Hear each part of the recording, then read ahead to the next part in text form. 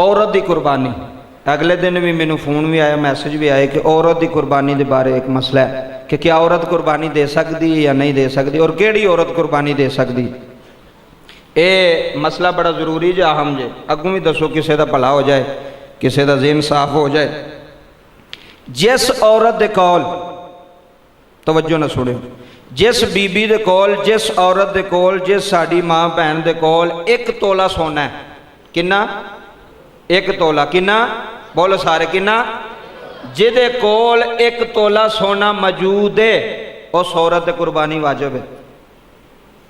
यह बड़ा बरीक मसला जे। जिस औरत दे कोल 1 तोला, मैंने एक बंदा कह लगा जी 7.5 तोले शरीयत कहती है, तो मैं क्या चांदी दे वेख शरीयत उधर भी तो कहती है ना, या सोना होवे तो या चांदी होवे।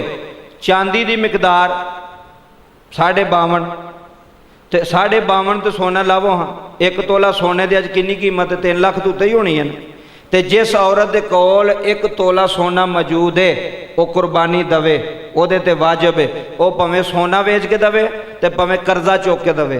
खामंद नूं आखे, भावें जिन्हों मर्जी आखे, पैसे लैके वो औरत कुर्बानी दवे। अगर औरत कुर्बानी नहीं देंदी, वो मुजरम होवेगी, वो सज़ावार होवेगी, क्योंकि वो कुर्बानी वाजिब सी।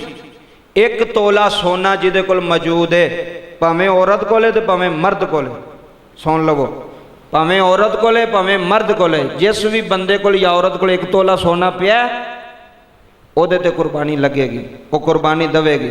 वो सोना वेच के दवे, तो भावें उंज हामद को पैसे लैके दवे, जिदे को मर्जी लैके दवे। इस्लाम शरीयत कहती कि ਉਹਦੇ ਤੇ ਹੁਣ 1 ਤੋਲਾ किन्ने किन्ने तोले ने? औरतां कुर्बानी देंदियां नहीं। खामद भी कहता चलो ठीक, मैं अपने नां की दे छड़ी, तेरी विच हो गई, वो नहीं होंदी। औरत ते लहदा, मर्द ते लहदा कुर्बानी।